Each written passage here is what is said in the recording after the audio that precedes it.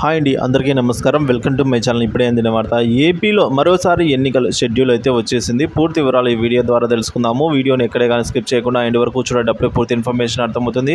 అలాగే వీడియోకి ఒక లైక్ చేయండి ఫ్రెండ్స్. ఇక వీడియోలోకి అయితే వెళ్ళిపోదాము ఫ్రెండ్స్. ఇక విషయానికి వచ్చినట్లయితే ఆంధ్రప్రదేశ్లో ఎమ్మెల్సీ ఉప ఎన్నికలకు షెడ్యూల్ వచ్చేసింది. విశాఖపట్నం జిల్లాలో స్థానిక సంస్థల ఎమ్మెల్సీ స్థానానికి ఉప ఎన్నిక నిర్వహించేందుకు కేంద్ర ఎన్నికల సంఘం షెడ్యూల్ విడుదల చేసింది. విశాఖపట్నం స్థానిక సంస్థల ఎమ్మెల్యేగా వైఎస్ఆర్సీపీ తరపున వంశీకృష్ణ శ్రీనివాస్ గెలిచారు. అయితే ఆయన జనసేన పార్టీలో చేరగా అనంతరం అనర్హత వేటు వేయడంతో ఎమ్మెల్సీ స్థానం అనేది ఖాళీ అయిపోయింది. ఆ ఎమ్మెల్సీ స్థానానికి ఉప ఎన్నిక నిర్వహించేందుకు షెడ్యూల్ వచ్చిందని విశాఖపట్నం జిల్లా కలెక్టర్ హరేందర్ తెలిపారండి.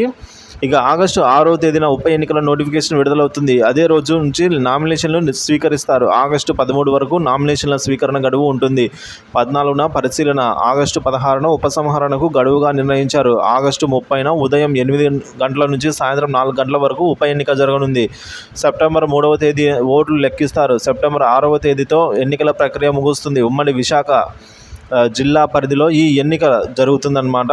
అంటే విశాఖపట్నం, అనకాపల్లి, అల్లూరు సీతారామరాజు జిల్లాల పరిధిలో అయితే మున్సిపల్ కార్పొరేషన్లో మున్సిపాలిటీలు, జిల్లా పరిషత్తులు, మండల పరిషత్తులు సభ్యులు కలిసి ఎమ్మెల్సీ ఎన్నికల్లో అయితే ఓటు హక్కును వినియోగించుకుంటారు.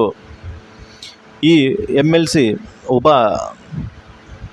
ఉప ఎన్నికల్లో గెలిచిన వారి పదవీ కాలం అనేది 2027 డిసెంబర్ 1వ తేదీ వరకు ఉంటుంది. ఎన్నికల సంబంధించిన షెడ్యూల్ మంగళవారం విడుదల చేయడంతో 3 జిల్లాల్లో అనగా విశాఖపట్నం, అనకాపల్లి, అల్లూరు సీతారామరాజు జిల్లాలలో ఎన్నికల కోడ్ అమల్లో ఉందని కలెక్టర్ తెలిపారు. కోడ్ ముగిసే వరకు ప్రభుత్వ ఉద్యోగుల బదిలీలు ఉండవని, అలాగే అభివృద్ధి కార్యక్రమాలకు శంకుస్థాపనలు కూడా ఈ మేరకు ఉండవు అని తెలిపారు. విజయం సాధించిన ఈ మేరకు